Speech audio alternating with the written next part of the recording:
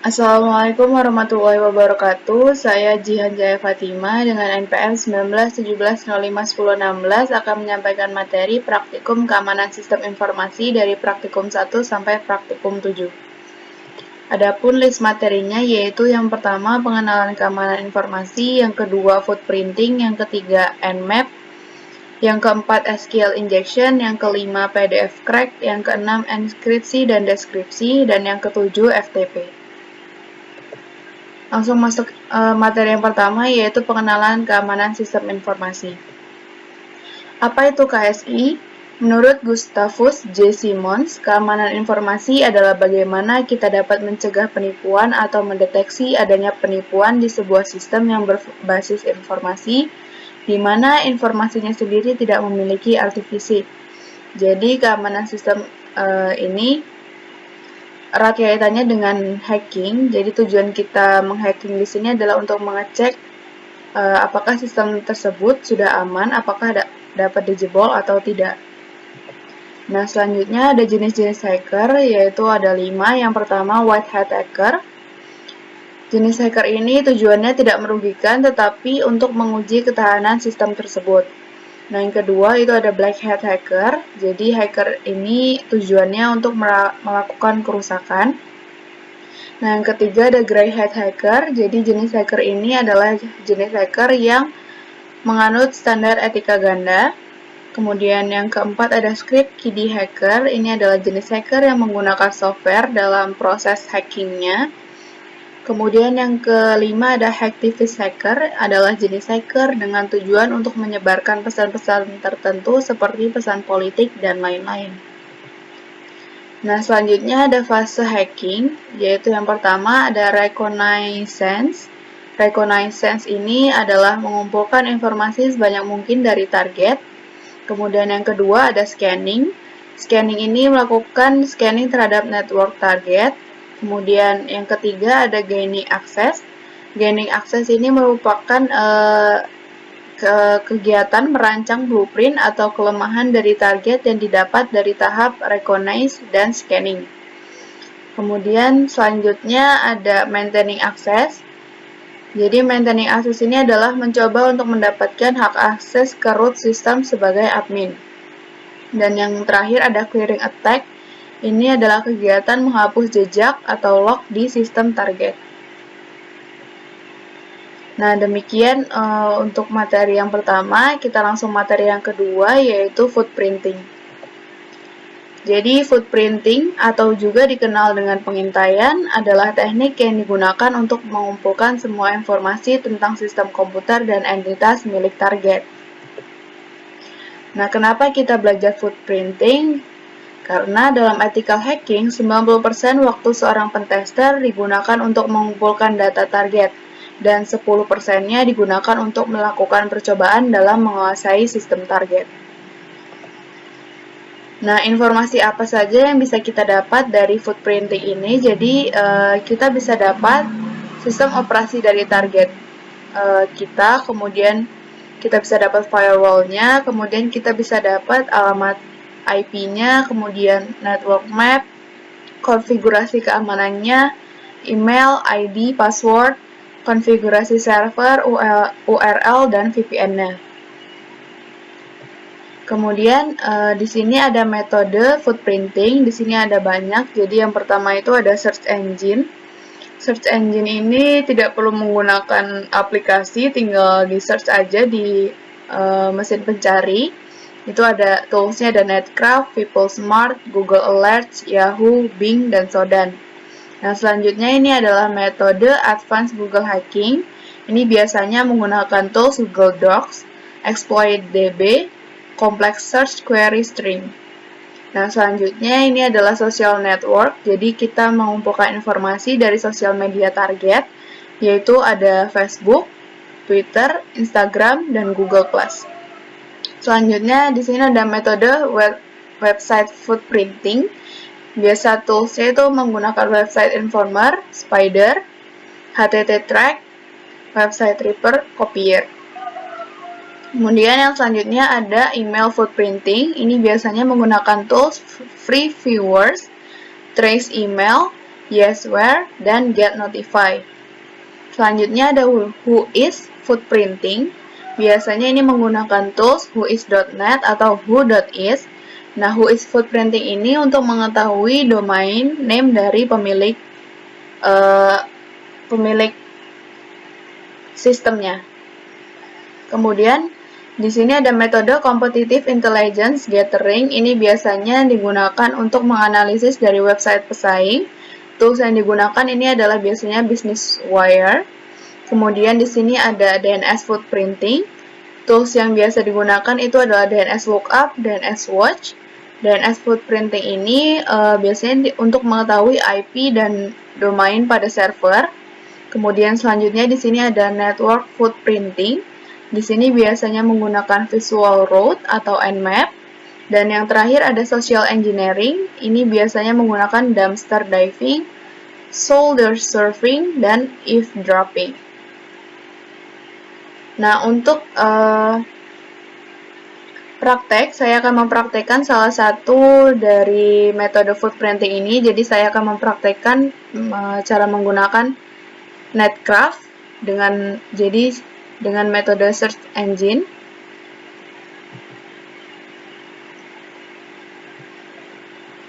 Jadi kita tinggal cari saja di sini di mesin pencari yaitu Netcraft, kemudian akan tampil seperti ini.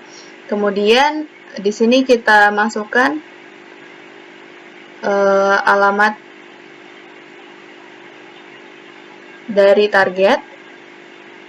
Misalkan di sini kita akan mengecek vClass, kemudian lookup,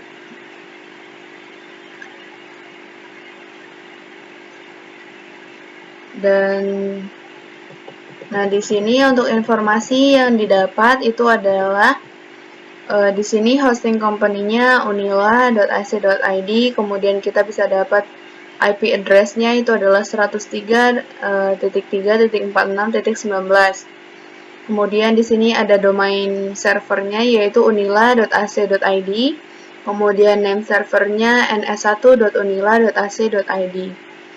Nah, untuk DNS adminnya ini adalah tik @staff.unila.ac.id. Nah, jika kita scroll ke bawah, ini adalah lokasinya, lokasi servernya.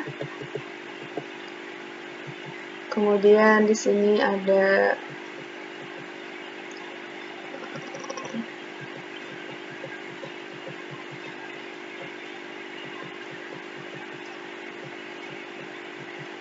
Nah, di sini kita bisa dapat sistem operasi yang digunakan yaitu adalah Linux, kemudian web servernya itu adalah Apache /2.4.2.4.7 Ubuntu. Nah, mungkin dari footprinting dengan metode search engine menggunakan tools Netcraft, segitu aja informasi yang bisa didapat. Nah, selanjutnya kita masuk ke materi yang ketiga. Itu ada Nmap. Jadi, apa itu Nmap? Nmap atau Network Mapper adalah sebuah aplikasi atau tool yang berfungsi untuk melakukan port scanning. Nah, biasanya output dari Nmap ini adalah berisi sebuah daftar informasi target yang diperiksa. Nah, biasanya informasi ini berisi tentang angka port dan protokol, kemudian ada nama layanan dan status dari portnya. Nah, untuk macam-macam status port itu ada 4, yaitu yang pertama ada open. Port dengan status open berarti bahwa aplikasi pada mesin target sedang mendengarkan untuk koneksi atau paket pada port tersebut. Nah, untuk port dengan status filter berarti bahwa sebuah firewall, filter, atau penghalang jaringan lainnya memblokir port sehingga Nmap tidak dapat mengetahui apakah port itu terbuka atau tertutup. Selanjutnya, port dengan status close artinya port tersebut tidak memiliki aplikasi yang sedang mendengarkan meskipun mereka dapat terbuka kapanpun. Yang terakhir ada port dengan status unfiltered, itu artinya ketika port menanggapi probe Nmap, namun Nmap tidak dapat menentukan apakah port tersebut terbuka atau tertutup. Nah, untuk pemakaian dari Nmap akan saya praktekkan. Pertama, di sini saya menggunakan Nmap aplikasi, jadi harus download terlebih dahulu. Tampilannya seperti ini, Nmap-nya. Kemudian kita buka. Nah, di sini kita isi targetnya akan scan dari web mana. Jadi misalkan di sini saya akan scan dari Siakadu Unila.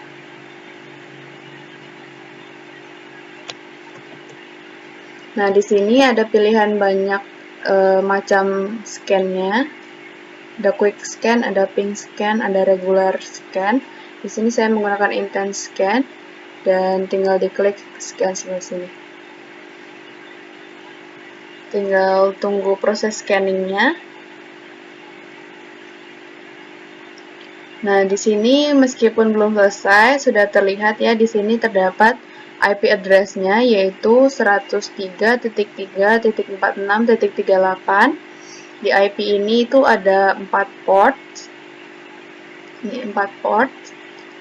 Nah, kemudian untuk port yang terbuka itu ada port 22, kemudian ada port 80, kemudian ada port 443.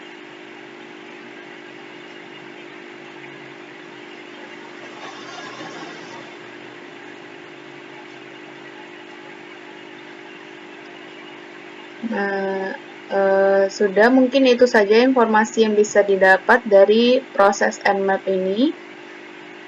Oh, ini terdapat informasi DNS juga. DNS yang digunakan yaitu unila.ac.id. Kemudian jika di-scroll ke atas itu banyak informasi-informasi lain yang mungkin saya belum mengerti. Mungkin segitu saja dari saya untuk praktek penggunaan Nmap-nya.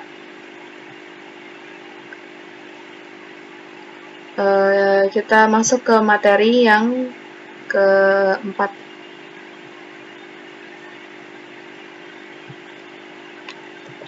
Nah, untuk materi yang keempat ini adalah SQL injection. SQL injection adalah sebuah teknik yang menyalahgunakan sebuah celah keamanan yang terjadi dalam lapisan basis data dari sebuah aplikasi. Nah, untuk SQL injection ini, tools-nya yang biasa digunakan itu ada SQL Map, kemudian ada JSQL injection, kemudian ada BBkey SQL, kemudian ada NoSQL Map, dan White Widow. Nah, untuk metode manual itu bisa akses link 3 ini. Nah, selanjutnya untuk parameter dari SQL Map, jadi untuk double strip URL atau strip O ini perintah untuk mengecek URL. Kemudian double strip DBS ini adalah perintah untuk mengecek database. Kemudian double strip tables ini adalah perintah untuk mengecek tabel. Kemudian double strip column ini untuk mengecek kolom. Kemudian double strip dump ini untuk mendump datanya. Kemudian strip D ini untuk menselect database. Kemudian strip T untuk select tables. Dan strip C untuk select column. Nah, untuk ini adalah perintah-perintah untuk SQL injection dengan metode manual. Jadi di sini tanda petik 1 untuk perintah hacking. Kemudian strip 2 ini untuk comment out, dan titik 2 ini untuk end statement, tanda mod atau persen ini, dan tanda bintang ini untuk wildcard. Nah, untuk penggunaan atau praktek dari SQL injection ini, karena SQL injection ini sudah mulai masuk ke proses hacking, jadi tidak bisa sembarangan dalam praktek menggunakan website orang lain karena nanti bisa berurusan dengan pihak yang berwajib. Nah, jadi untuk prakteknya biasanya di sini menggunakan website buatan sendiri. Namun karena di sini saya belum punya website buatan sendiri, jadi mohon maaf untuk praktek SQL injection belum bisa dapat saya praktekkan. Sekian untuk materi yang keempat, langsung masuk materi yang kelima yaitu PDF Crack. PDF-Crack adalah alat GNU atau Linux untuk memulihkan kata sandi dari konten dari file PDF. Nah, PDF-Crack ini mendukung penanganan keamanan standar revisi 2, 3, dan 4 pada semua versi PDF yang dikenal. Kemudian PDF-Crack juga mendukung pemecahan kata sandi dari pemilik dan pengguna. Baik daftar kata dan kata sandi brute forcing didukung permutasi sederhana. Saat ini, PDF-Crack hanya dapat mencoba karakter pertama sebagai huruf besar. Kemudian, PDF-Crack juga dapat menyimpan atau memuat pekerjaan yang sedang berjalan. Kemudian, PDF-Crack dapat melakukan pembandingan sederhana. Kemudian, PDF-Crack juga dapat melakukan pencarian yang dioptimalkan untuk kata sandi pemilik ketika kata sandi pengguna diketahui. Nah, untuk materi PDF-Crack ini adalah tools dari GNU atau Linux.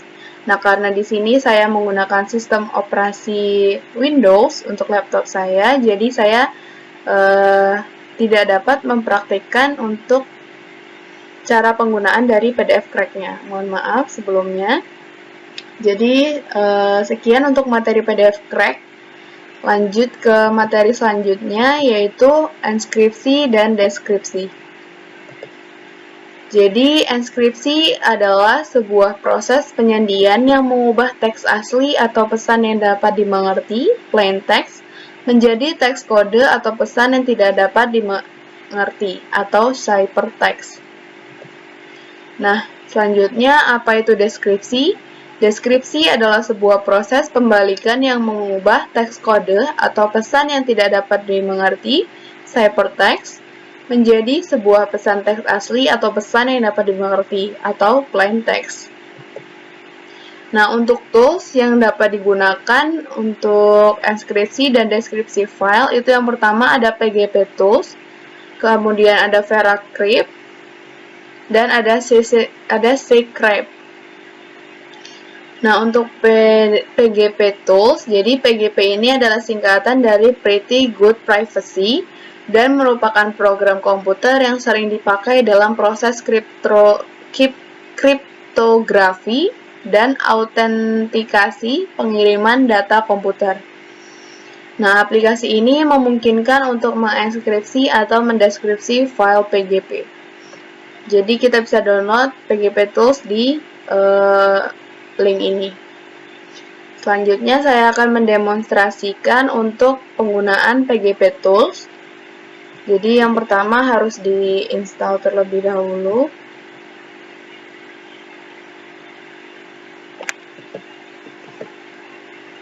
Nah, seperti ini bentuk icon dari aplikasinya.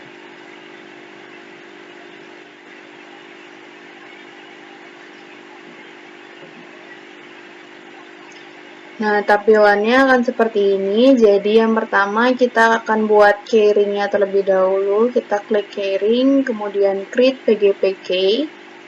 Nah, di sini kita tinggal isi full name, kemudian email. Di sini misalkan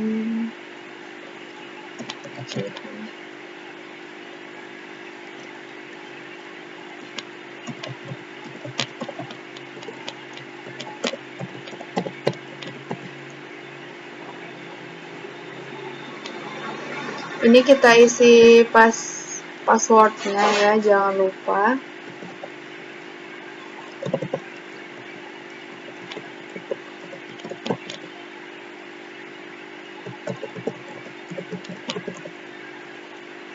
Nah, kita klik create.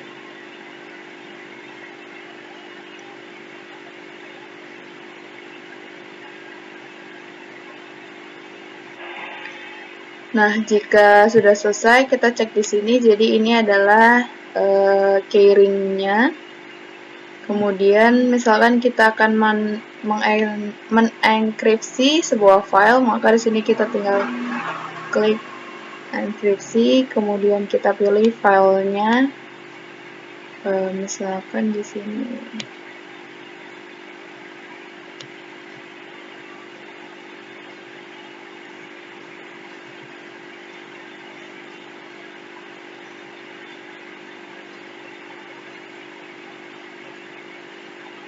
Misalkan seperti ini, tugas pertemuan 4, kemudian choose, pilih filenya. Kemudian di sini kita pilih use same folder.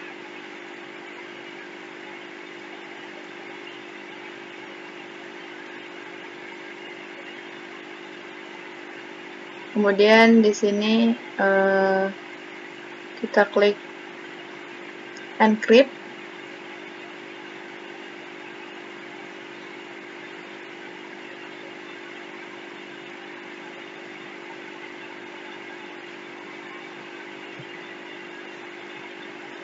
Nah, ini sudah, kemudian kita cek. Nah, di sini tugas pertemuan 4-nya sudah dienkripsi menjadi bentuk PGP tool file.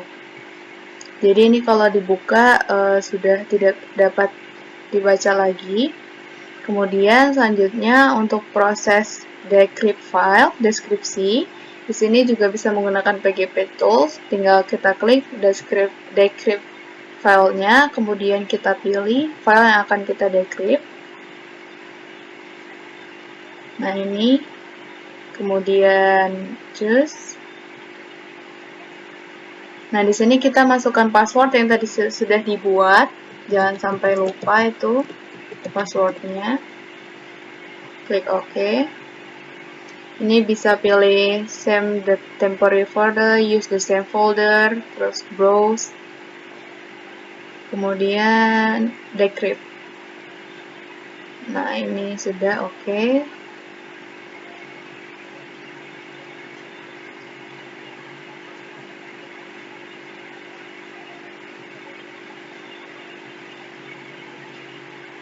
Nah di sini sudah balik ke bentuk semula, yaitu Word. Kemudian untuk demonstrasi penggunaan PGP Tools dari saya, selanjutnya kita masuk ke materi yang terakhir. Itu ada FTP, File Transfer Protocol. Jadi apa itu FTP? FTP adalah Internet Service yang dirancang untuk membuat sambungan ke server internet tertentu atau komputer, sehingga user dapat mengirimkan ke file komputer atau download, atau mengirimkan file ke server atau upload. Nah, fungsi FTP server ini yang pertama untuk melakukan upload halaman website ke web server atau web hosting ke internet. Kemudian yang kedua, menjelajah dan mengunduh file dari situs perangkat lunak publik. Kemudian yang ketiga, mengirimkan file yang berukuran besar menjadi 2 partisi yang mungkin saja terlalu besar untuk lampiran di dalam email. Kemudian yang keempat, mengunduh dan melakukan upload konten seperti tugas kuliah ke FTP server. Dan yang kelima, mendistribusikan revisi terakhir program yang akan dilakukan oleh pengembang perangkat lunak. Nah, untuk FTP, aplikasi FTP Client itu yang pertama ada FileZilla. FileZilla FTP Client merupakan FTP Client yang banyak digunakan untuk melakukan koneksi remote FTP dengan fitur yang lengkap. Kelebihannya adalah dapat melakukan transisi simultan, dan ketika mengupload file tetapi koneksi terputus, maka dapat diulang kembali. Namun kekurangannya yaitu membutuhkan waktu yang lama untuk mengunggah berkas. Jadi semakin banyak dan semakin besar berkas yang diupload, maka akan semakin lama pula proses uploadnya. Nah, untuk aplikasi FTP Client yang kedua yaitu ada WinSCP. Nah, WinSCP ini sudah dilengkapi beberapa protokol, yaitu yang pertama ada SFTP, SCP, FTP, dan WebDev. Kelebihan dari WinSCP ini adalah dukungan SSH password, keyboard interaktif, public key, dan autentikasi Kerberos. Kekurangannya, sayangnya aplikasi FTP ini hanya bisa digunakan di Windows saja. Nah, untuk aplikasi FTP Client yang ketiga itu ada GFTP. Aplikasi ini mendukung protokol FTP, FTPS, HTTP, HTTPS, SSH, dan FSP. Namun kekurangannya, aplikasi FTP ini hanya dapat digunakan untuk melakukan koneksi FTP menggunakan antar jaringan lokal saja. Terima kasih, sekian presentasi dan penjelasan dari saya. Kurang lebihnya mohon maaf, saya akhiri. Wassalamualaikum warahmatullahi wabarakatuh.